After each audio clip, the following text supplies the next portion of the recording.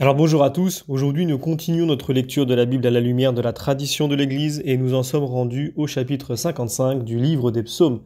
Comme toujours, nous remercions les éditions Anne Siguier devenues Mediapol d'avoir mis à notre disposition ces textes qui nous permettent de faire ces vidéos et nous nous remettons entre les mains du Seigneur.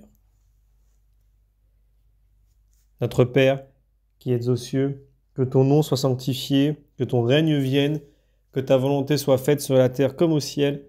Donne-nous aujourd'hui notre pain de ce jour, pardonne-nous nos offenses, comme nous pardonnons aussi à ceux qui nous ont offensés, et ne nous laisse pas entrer en tentation, mais délivre-nous du mal. Également, nous nous remettons entre les mains de notre Mère bienveillante, la Vierge Marie. Je vous salue Marie, pleine de grâce, le Seigneur est avec vous.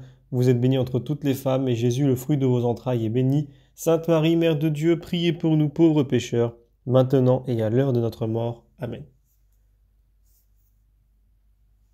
Également, nous faisons toujours cette demande spécifique à l'Esprit Saint qu'il corrige en nous les erreurs éventuelles qui peuvent provenir de notre compréhension, de ma formulation, afin qu'il puisse réellement corriger cette compréhension que nous avons des Saintes Écritures dans le but de connaître Dieu davantage à travers les Écritures, pour l'aimer davantage et aimer notre prochain à cause de Dieu davantage.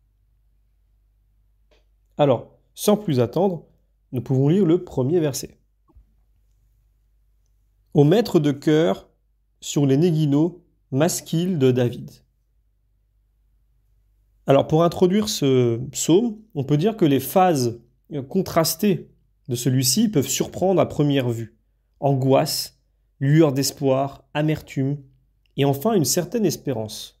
Mais sont-elles très différentes des sentiments qui agitent un persécuté ? Tout psaume est une prière, et la prière est l'expression spontanée de la vie intérieure. Lequel d'entre nous ne s'est jamais senti au milieu de sa prière assailli par un sentiment d'angoisse, de détresse, de plainte, d'amertume et même de revanche, pour ne pas dire de vindicte?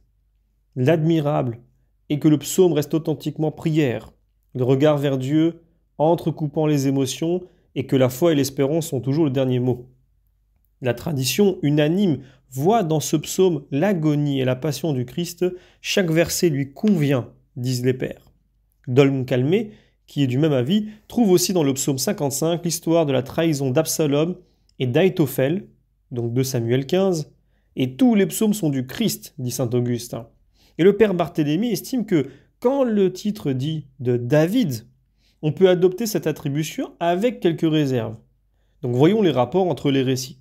Je lis les versets 2 et 3. Mon Dieu, tends l'oreille à ma prière, ne te détourne pas de ma supplication. Écoute, réponds-moi, je viens dans ma tristesse et me trouble. Et oui, écoute, réponds, demande. C'est une demande d'un secours urgent. Au jardin de Gethsémani, le Christ prie son Père. Père, si tu le veux, fais passer ce calice loin de moi. Cependant, non pas ma volonté, mais que ta volonté soit faite. Luc 22. Et on a des prières équivalentes, parallèles. Esther 4. Mon Seigneur, notre roi, tu es le seul. Viens à mon aide, moi qui suis seul, et n'ai d'autre secours que toi, car je risque ma vie. Ils veulent anéantir ton héritage et fermer la bouche de ceux qui te louent. Montre-toi en ce temps de notre affliction. Jonas chapitre 2. J'ai appelé de ma détresse Yahvé et il m'a répondu. Du fond du Sheol, j'ai crié à l'aide et tu as entendu ma voix. Quand je sentais mon âme défaillir en moi, je me suis souvenu de Yahvé. Ma supplication est allée vers toi jusqu'à ton temple de sainteté. Et là, ce qui est intéressant aussi, c'est qu'au verset 3, on lit « Je vais, je viens ». C'est le réflexe d'un homme en proie à un souci mortel. La piété chrétienne rappelle ici l'agonie du Christ. Ses allées et venues dans le jardin de Gethsémani quand il demandait à ses disciples de veiller avec lui et les trouver endormis. On lit, donc on reprend ces termes de tristesse, de trouble. Matthieu 26, il commença à être accablé de tristesse et d'angoisse. Marc 14, mon âme est triste à en mourir. Luc 22, sa sueur devint comme des caillots de sang qui tombaient sur la terre. Je continue et je prends maintenant le verset 4. Au cri de l'adversaire et sous les coups d'Olympie, Sur moi, ils ont déversé l'iniquité, furieux, ils m'attaquaient. Alors ici, on peut dire qu'aucun des mots employés par le psalmiste n'est excessif. Dans la passion du Seigneur, il y a bien eu des cris et des coups. Jean 18, la cohorte et le tribun, et les gardes envoyés par les Juifs se saisirent de Jésus et le lièrent. De nouveau, dans ce même chapitre, un des gardes donna un soufflet à Jésus. Toujours dans ce chapitre, les hommes qui gardaient Jésus le tournaient en dérision et le frappaient. « Prophétise, quel est celui qui t'a frappé ?» Et ils lui lançaient beaucoup d'autres insultes. Matthieu 26, ils lui crachèrent au visage. On se souvient également, en Daniel chapitre 13, les deux vieillards qui posèrent la main sur la tête de Suzanne. Nous sommes témoins, ils ont vraiment déversé l'iniquité. Et évidemment, les faux témoignages. Un témoin qui accusa Jésus d'avoir dit « Je puis détruire ce temple » Matthieu 26. Et un autre, plus affirmatif, dit « Je détruirai ce temple ». Je continue et je lis maintenant les versets 5 et 6. Mon cœur se brise en moi, la peur de la mort est tombée sur moi, crainte et tremblement m'ont pris, l'épouvante m'a saisi. Alors, la peur de la mort est tombée sur moi. La mort que Bossuet appelait le roi des épouvantements. Notre Seigneur, Dieu véritable et homme véritable, a voulu éprouver cette crainte naturelle à tout homme devant la séparation de l'âme et du corps. Il laissait à quelques rares disciples la grâce d'une indifférence qui est un miracle. Marc 14, il commença à être saisi de crainte et d'angoisse. Je continue et je lis maintenant les versets 7 et 9. J'ai dit, qui me donnera les ailes de la colombe pour prendre mon vol et me poser? Alors au loin je fuirai, passerai ma nuit au désert, j'attendrai celui qui doit me sauver de la tempête et du vent d'ouragan. Et là, on voit tout de suite 3 strophes apaisées. Qui me donnera des ailes? Des ailes pour prendre son vol. Rêve des poètes profanes aussi bien que du psalmiste. Cette image est fréquente dans la Bible. Deutéronome 32, Dieu a été pour son peuple l'aigle qui réveille sa couvée, volette au-dessus de ses aiglons, déploie ses ailes, prend ses petits, les porte sur ses plumes. Plusieurs psaumes parlent des ailes de Dieu comme de l'abrissure. Psaume 17, à l'ombre de tes ailes protège-moi. Psaume 91, il te couvre de ses ailes. En Apocalypse chapitre 12, les 2 ailes du grand aigle furent données à la femme, figure de l'Église, pour qu'elle s'envole au désert, en son lieu, échappant au serpent. Et dans le texte grec, le grand aigle a l'article défini. C'est donc Dieu lui-même qui, dans notre psaume 55, se laissera deviner comme le Sauveur. Au verset 7, les ailes sont celles de la colombe. Dans les principaux textes parlant de la colombe, cet oiseau désigne l'essence divine.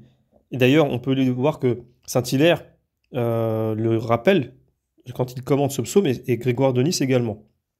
Et on voit en Genèse chapitre 8, nous avons la colombe rapportant un rameau d'olivier quand le déluge a pris fin et que la terre est redevenue habitable. Elle symbolise Dieu lui-même, son esprit, sa paix. Et dans le Cantique des Cantiques, la colombe est la beauté de Dieu et celle de l'épouse, quand celle-ci regarde Dieu et le reflète comme un miroir. Également, c'est ce que dit saint Grégoire de Nice.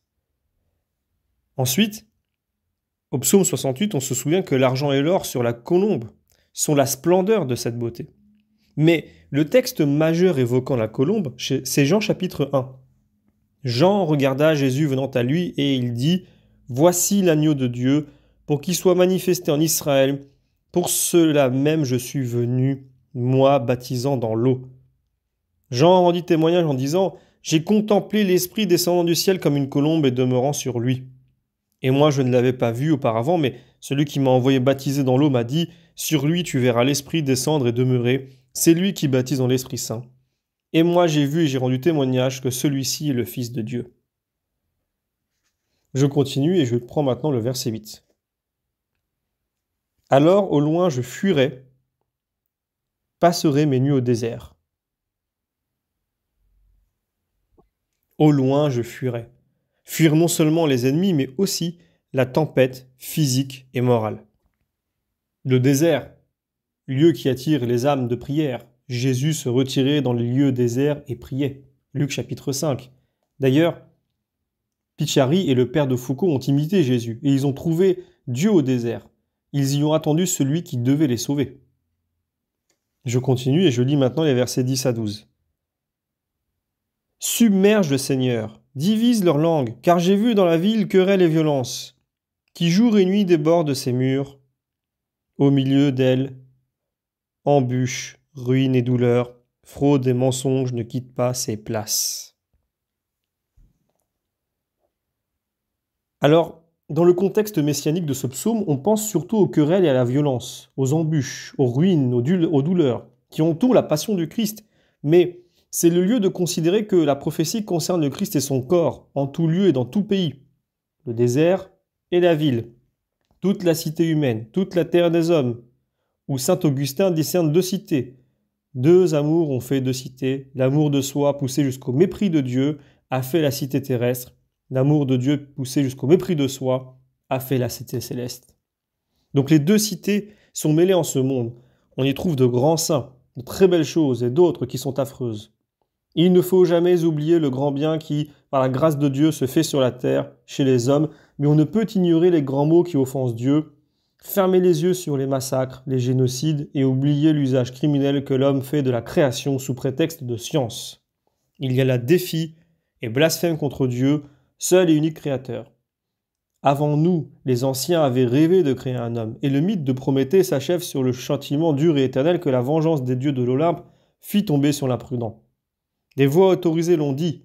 Jusque dans la mythologie, les écrits de l'Antiquité païenne étaient pleins de spirituel. Plus bas que le paganisme, il y a le matérialisme. Tous les maux que Dieu abhorre, querelles, violences, embûches, ruines et douleurs, fraude, mensonges, dans cette ville, Jérusalem, qui tue les prophètes, Matthieu 23. Je continue, et évidemment, on aurait pu prendre des textes parallèles, on pense tous à la tour de Babel dans le livre de la Genèse, et je continue, je prends les versets 13 à 15. Oui, si mon adversaire m'avait maudit, je l'aurais supporté. Si l'homme qui me hait se dressait contre moi, je me cacherais de lui. Mais toi qui ne faisais qu'un avec moi, mon familier, mon intime, dans la douceur du repas pris ensemble dans la maison de Dieu, nous marchions d'un seul cœur. Ici, le cœur du psalmiste déborde d'amertume sur la trahison, donc d'Ahitophel et par anticipation de Judas. L'attaque d'un ennemi rencontrerait un réflexe de défense sans surprise. On peut lire un texte parallèle en Jérémie 20. « Tous les hommes qui étaient en paix avec moi épient ma chute. » Le verset 14, de ceux que nous venons de lire, nous avions lu « Mais toi qui ne faisais qu'un avec moi ». Et oui, dans le jardin de Gethsémani, Jésus dira à Judas « Ami, c'est pour cela que tu es ici. » Les 12 ne faisaient qu'un avec notre Seigneur. Ils avaient tout quitté pour lui. Et lui, il leur avait donné la parole du Père. Tout ce que j'ai entendu auprès de mon Père, je vous l'ai fait connaître. Et oui, le repas pris ensemble, ne l'oublions pas, est un des charmes de la famille. Et évidemment, dans le verset 15, nous lisons d'un seul cœur, on ne peut pas ne pas penser à Actes chapitre 2, évidemment. Il persévérait, dans la communion de charité, la fraction du pain et la prière. Je continue et je lis le verset 16. Que la mort vienne sur eux, qu'ils descendent vivants au séjour des morts, car la traîtrise est dans leur maison, au milieu d'eux. Et oui, qu'ils descendent vivants, c'est le châtiment de Dathan et d'Abiram en Nombre chapitre 16. Je continue, je lis les versets 16 et 17. Mais moi je crierai vers Dieu et le Seigneur me sauvera. Le soir, le matin, à midi, je souffrirai, je gémirai, il entendra ma voix. Donc le matin, le soir, à midi, 3 fois par jour donc. Daniel se mettait à genoux et priait dans la direction de Jérusalem. Il louait son Dieu. Daniel chapitre 6.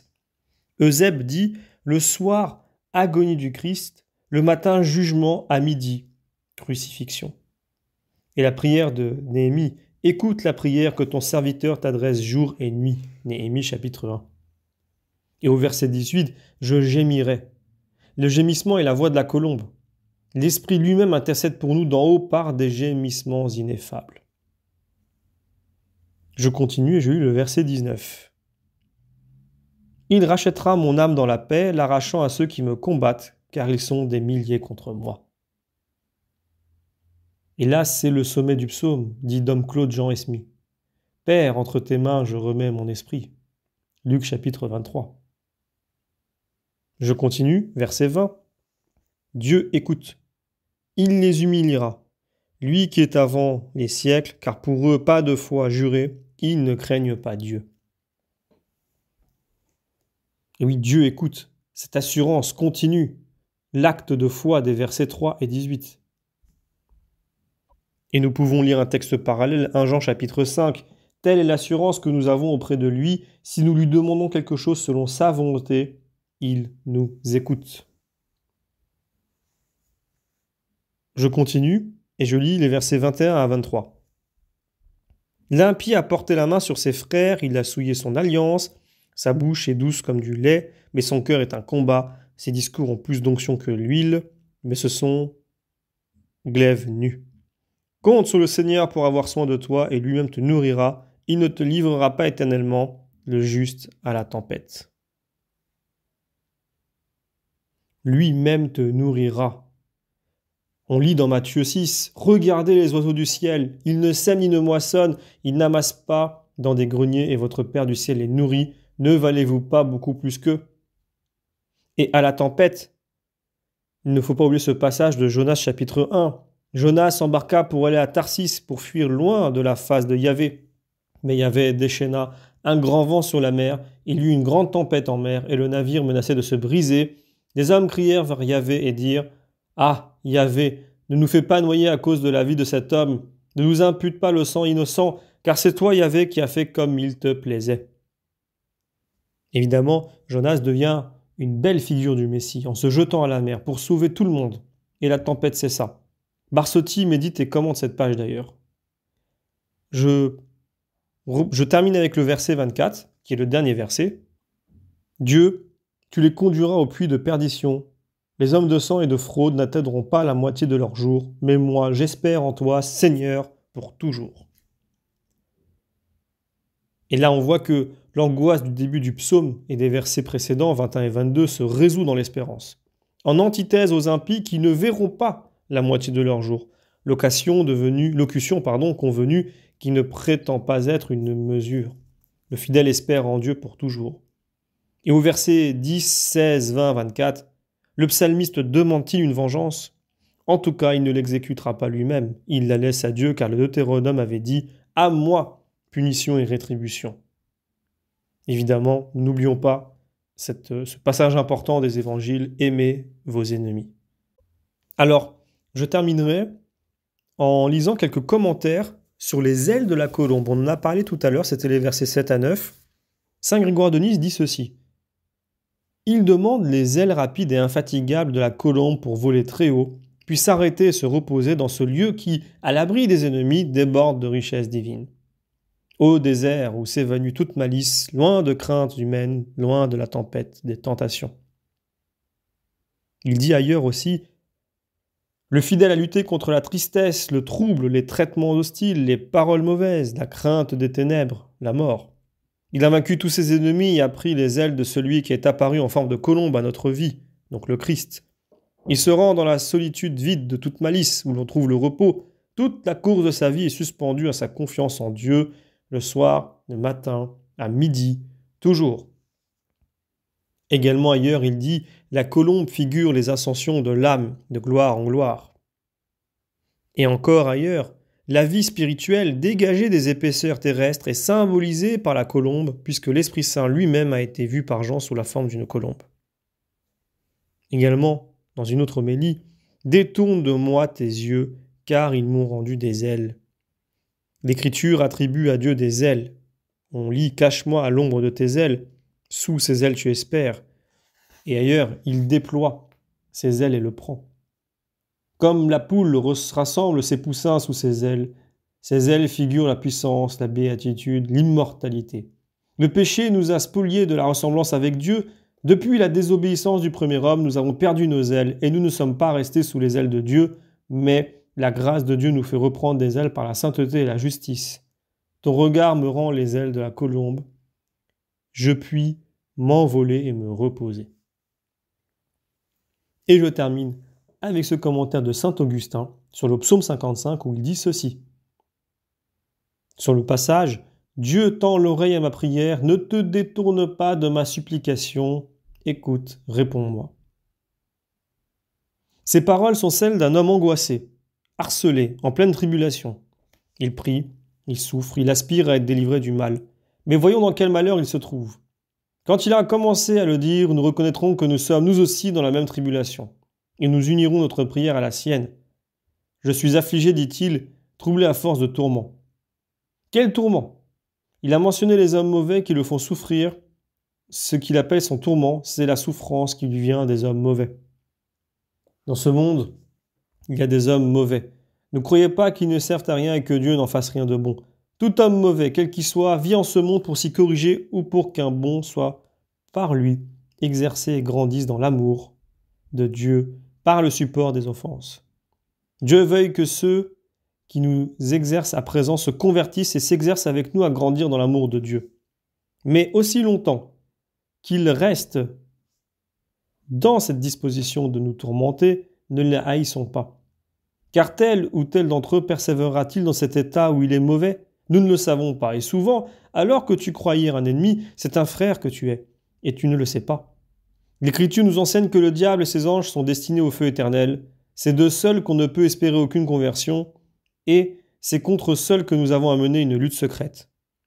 L'apôtre nous arme pour cette lutte en disant « Notre combat n'est pas contre la chair et le sang, c'est-à-dire contre les hommes que vous voyez, mais contre les princes des puissances qui gouvernent ce monde de ténèbres. » Ce monde, dit l'apôtre, mais ne crois pas que les démons gouvernent le ciel et la terre. En disant « ce monde de ténèbres », il veut dire ceux qui ont choisi le monde, les impies et les injustes de ce monde.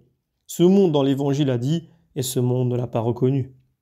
Le psalmiste poursuit « J'ai vu l'iniquité et la contradiction dans la ville, mais regarde maintenant la gloire de cette croix que les ennemis ont insultée.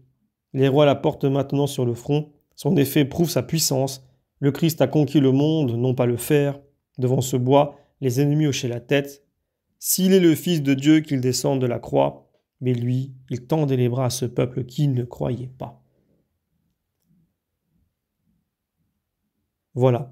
Donc ce sera tout pour aujourd'hui. Je vous remercie comme toujours pour votre fidélité et je vous donne rendez-vous donc pour la prochaine vidéo qui traitera le chapitre 56 du livre des Psaumes.